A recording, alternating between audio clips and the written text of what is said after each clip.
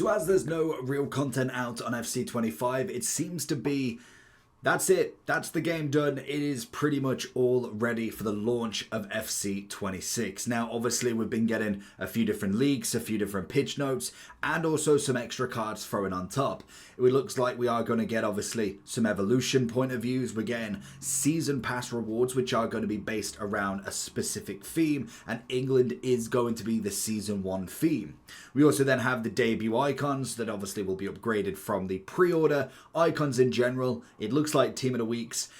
And I want to say, is that like a player moments or an SBC, something around there, which is always going to be quite interesting. So if you're looking for coins, check in the description for El Dorado. Depending on the coin amount that you're looking for, the delivery time is displayed on the website, and you'll see lots of different trusted sellers with reviews on specifics and also the ability to be able to pick who you want. It will also show how much they have in stock, and obviously you can see that they are verified members. There is 100% refund ability and also 24/7 support if you need any questions with your coin needs. Also, if you head over to Trustpilot as well, you can see over 30,000 upvotes for them. You can see how reliable they are. Obviously great feedback across the entire board with El Dorado. So when on checkout, make sure you are using the code JT11 for 5% off your order every time. Discount code JT11.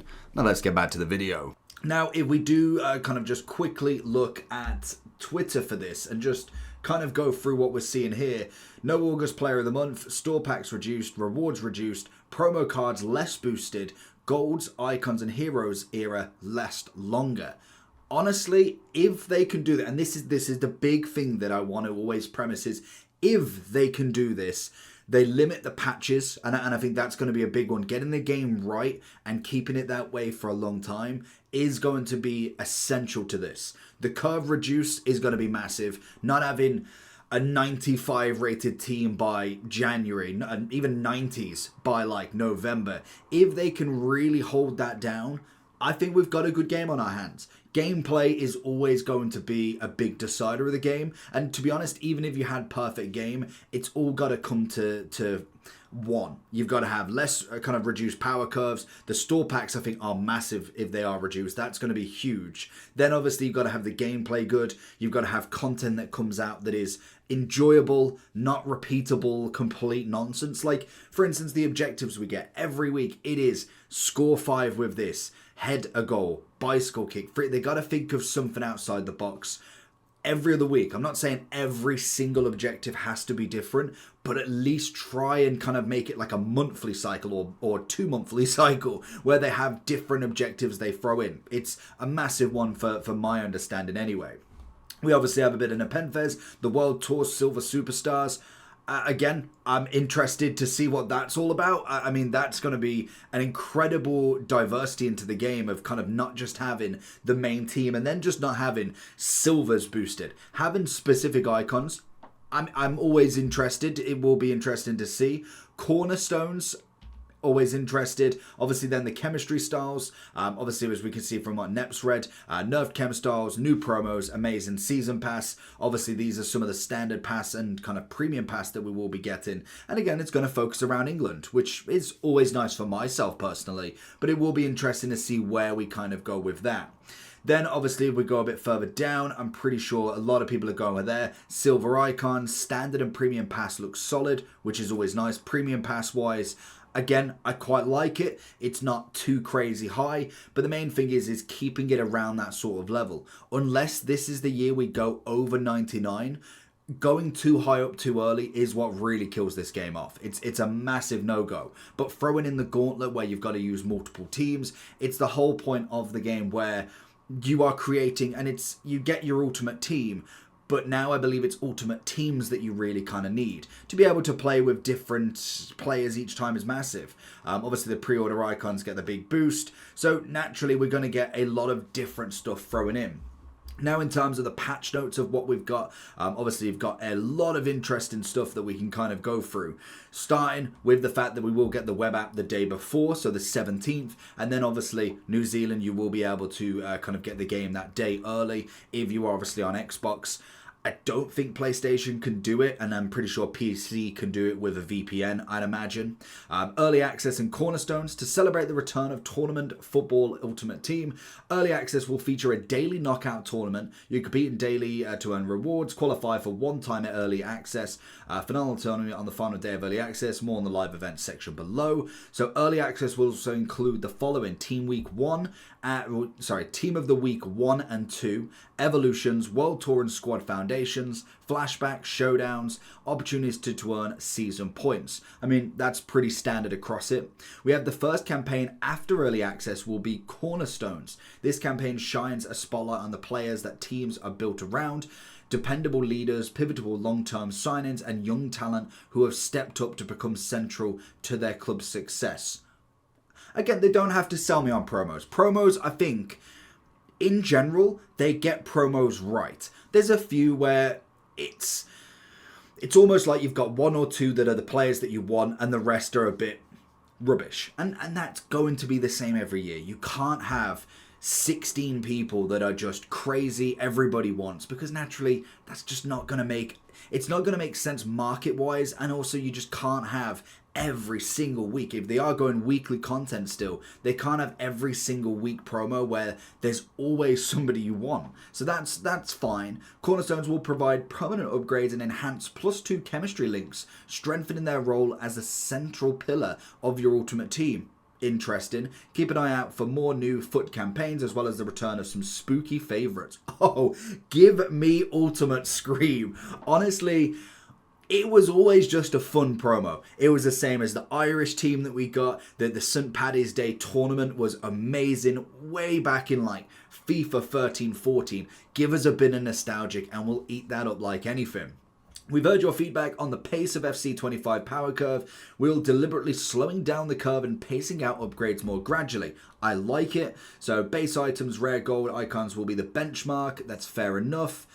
From day 0, content and structures around the philosophy. For example, more of the Season 1 campaign player items will be tuned with upgrades that are more lateral to base items. In addition, you won't see an August Player of the Month in early access this year, and Showdown Player SBC's winner upgrades will also be adjusted to Season 1 to a +1 overall Roll++ upgrade. Okay, weekly campaigns, you'll still see new campaign squads most weeks, but the boost to those campaign items will be lateral on average. Of course, the bigger campaigns like Black Friday, Team of the Year, Team of the Season will deliver significant. That's fine. I think that's absolutely fine. Rewards from champs, rather squad battles SBCs in store are more tuned to the match that is new pacing more than below. In summary, FCT26, the progress will be slower.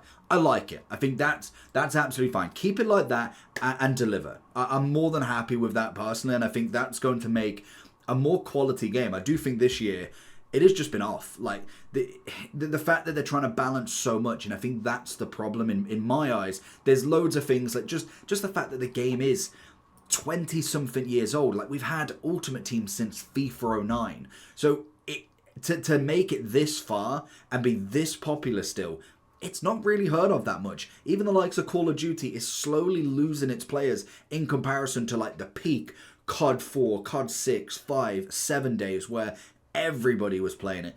It's been a game that always needs progression, and unfortunately with a football game it is going to be a lot of the same. But I do think last year, just the fact that they got heavy on evolutions, heavy on store packs, SBCs was kind of like not necessarily the worst feature, but it was a feature that I just never needed to do. You get a 91 Haaland, fine, I'll wait for the evolution in like 4 weeks. You never had to really bust anything out for an SBC. Then obviously throwing in rewards, trying to do too much, it did become quite a lot, and to be honest, you just didn't really need to do it. I've not played champs in, well, not necessarily competitively, but I've not necessarily really tried in champs in months, and really it's not affected anything at this point.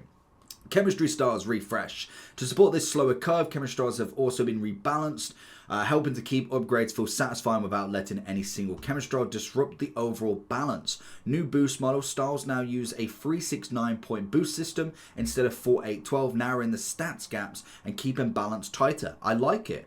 Pace trade-offs, pace heavy styles are now more balanced, more of choice. Boosting speeds comes with trade-offs in other areas, so not all of them become pace focused. I like it. More diversity non-pace styles have been tuned in emphasis to key attributes like composure, reaction, stamina, encouraging different builds across your club. And again, that it's always the hardest thing because pace is always key in every single game. So if they have managed to make that a possibility where passing is more key, the hard thing is to balance. You don't want passing to be too crazy because then that becomes the new pace. It's going to be such a hard thing to balance, and it's why finesse shot has always been broken.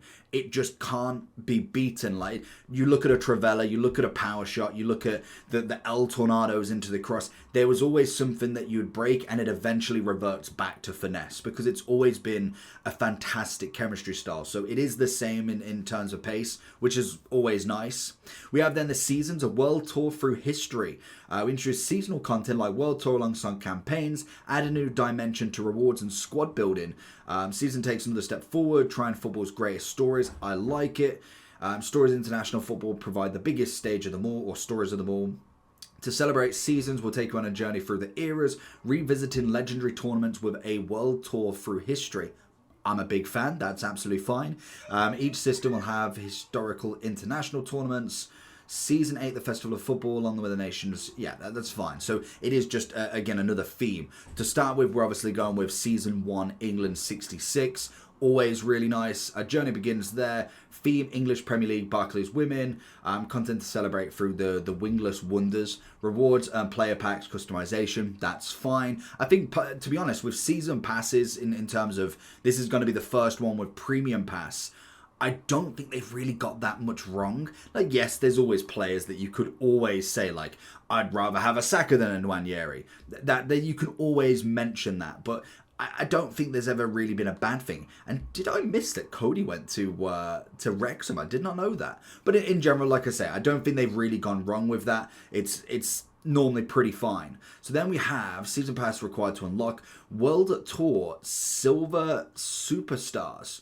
Garincha, Charlton, Eusebio, Yashin. I mean, I'm all for it. Like that, it's just another element. Now, I know there's going to be a lot of people that don't like it. There's going to be a lot of people that just don't really want to go between the golds and the silvers, but it adds a different element. I'm more than happy to have another factor, and of course, for content purposes, if there's an objective in it, absolutely fine. We're bringing back a fan favorite with new twists to celebrate international football. Each season will be releasing silver level icons and heroes to highlight tournament featuring illustration style action shots for added flair and differentiate them from base and campaign icons. I'm always how to earn complete theme long team season objectives. I mean, if you're not hearing objectives and I'm thinking content, finally, that's nice. But in general, I'm not too fussed about that. Note about evolutions. In Season 1, evolutions will exclude entry of World Tour Seal. It's fair enough. The only problem is you want to keep them as silvers, really. Like, I don't really want to be upgrading them to their 99 forms. I want to be able to keep them as like a silver beast, which is always nice. We then have live events, which they've tried and kind of failed a little bit with it, but they bringing it back and we hopefully get something about it. But live events in FC 26 built to change that. They bring new formats, fresh ways to play and earn rewards, scale level of competition, lighter casual experience matches where every win counts. Okay, so we have tournaments, which is standard, so I'm always a big fan of them. They will be frustrating, but if there's single player as well, fantastic for everybody involved. Gauntlets, I think that could be really good. It all depends how it's packaged, and not even the first month, because the first month it's new, it's shiny, everybody loves it, and it's when it goes from there. That's going to be the big question mark. It's the same when we saw with Moments. I really liked Moments as like a different theme that you could do. It weren't necessarily the craziest, but at least it was something different. But then it did feel very repetitive, very much only one or two scenarios, and then by the end of it, you're just playing a full match anyway. Then we obviously have got the regular events as normal. Daily knockout tournaments, so this is going to be the normal one we've got. Celebrating the return of tournaments, a daily knockout will run during early access. The early access elimination will refresh every day, allowing tournament winners to re-enter the next day. Winnings once will qualify you for one-time entry. Early access finale tournament on the final day of early access. Note the tournament won't always appear weekly. We're keeping them special so they feel impactful. Again, absolutely fine. So by the looks of it, a common, oh yeah, you get objectives obviously in it as well, which is fine. So you have 5 entries, then we have 1 of 75 times 2, early access elimination. That's absolutely fine. Have we got any requirements? Just standard, only solo. Then we obviously have got the gauntlet. So debuting after worldwide launch weekend, returning every 2 weeks in season 1. This flagship format challenges you to build up 3 unique squads across different rounds. You will have 1 attempt every day throughout the week with no specific squad requirements, so you can decide your first squad, first, second and third squad. Each squad requires 11 starters, 7 bench, so you need 18 players per round, as many as 54 across 3. And I think that is going to be the interesting cycle, because it's not just about an 11 now, and if they do start adding only English, like say for instance the World Cup's on, you can only use squads based on them in, like say the quarterfinals, and you've got 8 squads in there and you've got to use 11 players from each as such, or you can only use them players. That's where at least it gets to the point where it's not just the same 11 players or even 18 players, which I like. I'm kind of holding aspects on it, just, well, holding my kind of thought on it until I actually get to play it with that one. You expect 2 lives, yeah, that's fine. Our goal is to make every event feel meaningful. I mean, that's fine, and obviously that's text more than anything. You're not going to make everything meaningful. That's just impossible to do. But I like the sentiment at the minimum. We then have the game mode, so we've got more accessible, obviously, with the champions, and also the challengers, the champs and challengers playoffs and into finals. Absolutely fine. Obviously they're removed as well. New bounties, seasonal challenges that differ by division, add variety and reward players with items such as qualification points, coins, season points, weekly rewards, division ladder skips. Absolutely fine. Win streaks, reduced point requirement, limited checkpoints. Okay, I mean, I'm absolutely fine with that. We have expanded match limit in response to players asking for more depth in squad battles. You can now play 18 matches rather than 14. That's fine, to be honest. Squad battles is one of them that I personally start the game with. Maybe it's used for evolutions later on down the line, but you do the first couple of months, and then squad battles is kind of just your as and when. In drafts, we have now rebalanced to feel more consistent across all tiers, addressing feedback, draft outcomes, especially for players finishing Form 4, scaling rewards. Draft did not see any changes for their rewards throughout the year, and resubmitted game modes. Again, draft is another one. You play it at the start, you get a fun feel, you might use a few players that you've not really used before, and that's fine, that's more than fine. We then have reward progression. As outlined in the power curve, provide rank 1 in Champs Final. We had the Season 1 85k, 2 current campaign guaranteed, 3 Team of the Weeks 83 and above, 3 88s, 10 84s, 10 83s, and 10 84s untradeable. Is that right? That seems quite a lot for the first one. As outlined in the progression in the market, as an example below, you can find the rank 1 rewards for FUT Champions Finals for Season 1. Unless that's, you will get that for the entire month of Season 1. That just seems quite a lot. But regardless, I mean, it's not everybody's going to get to rank 1. So really, if you are there, you're probably at a decent level, like a pro level at best. So fair enough. Rebalancing advanced SBCs over time. Okay, I mean, I'm all for the SBCs. Timed and scaled releases. Advanced SBCs will drop gradually across the cycle. Okay, I mean, I'm always interested. We have then the challenge tab. Advanced SBCs now sit in the challenges tab, set apart from the foundation SBCs to highlight their greater difficulty. Okay, then we have evolutions are meant to give players greater control over their squad. Power curve evolutions will be more focused on boosting the level of bottom and middle tier items. Again, I can see that, like if they are keeping to that level of kind of evolutions and what you're going for, starting with the bottom is always going to be consistent. I like that. Then obviously you've got your club depth, mainly going to work for the gauntlet, so that's going to be fine. Repeatable evolutions, which again they trialed anyway, which is fine. And then visual, most evolutions that provide incremental upgrades will no longer change your item design, allowing you to preserve the original look and feel of your player's item. Evolutions that deliver larger upgrades tied to the campaign and still the design. Again, big fan of that. We then have the icons and heroes. If you're not aware, Iniesta, Ibrahimovic, Khan, Morgan, Kroos, Seger, Jones, Marcelo, Totti, Chiellini, Cha Bum Kun, and Sissi, I'm going to say pronounce the name, Love them, absolutely brilliant. So then we got the new icons, the career mode availability. So they remain beyond formative team and add features in career mode details. Okay, heroes will for Grand Player Season 2. This includes the Bind Hero Vote winner. We saw that obviously. Then obviously you've got your debuts. This is going to be the pre-order content. So you basically will get one of these if you've pre-ordered the Ultimate Edition. We then get them into champion icons in November 27th. So nearly an early birthday present. Then obviously we graduated access football market. So obviously this is a good one. If you're obviously brand new to the game, then these are going to be what you kind of need to do to be able to get into the market as well. Obviously you can skip this if you're a returning player. Updated match outcomes, quits, disconnects. We're touch making the match, pitch notes. Receive when your opponent either quits or disconnects. So they're basically just making it a little bit easier if someone does leave after a penalty, after a red card, and then obviously 45th minute, if they do leave, you will get the win, which is massive. We then have matchmaking delays to encourage teammates in Foot Rush to keep fighting until the end. The match we introduced matchmaking delays in Foot Rush for players who consistently leave matches. Again, we have it in Rocket League. It's a big one. If you're constantly leaving just to try and get a team that's winning, I don't see why that's a bad problem. Like, it just is what it is, so that's fair enough. Obviously, then you'll get a few more of the returning player rewards, and also then some EA Play rewards and club member rewards if you've played FC 25, and then the pre-season will come out on October 14th, so that's absolutely fine as well. And then we kind of go into some gameplay. In general, I do think a lot of it, it's great. Like, I mean, this is fine. Like, I can kind of see this, and this is absolutely fine to see all the time. You will find that something will be broken. It just always will be. When a game has got so many mechanics, it's bound to be broken to a certain extent, or you'll find the most broken thing, even if it's not crazy. Obviously, we see with the finesse outside the box is going to be a big one that is nerfed, but something else might rear its head a little bit more.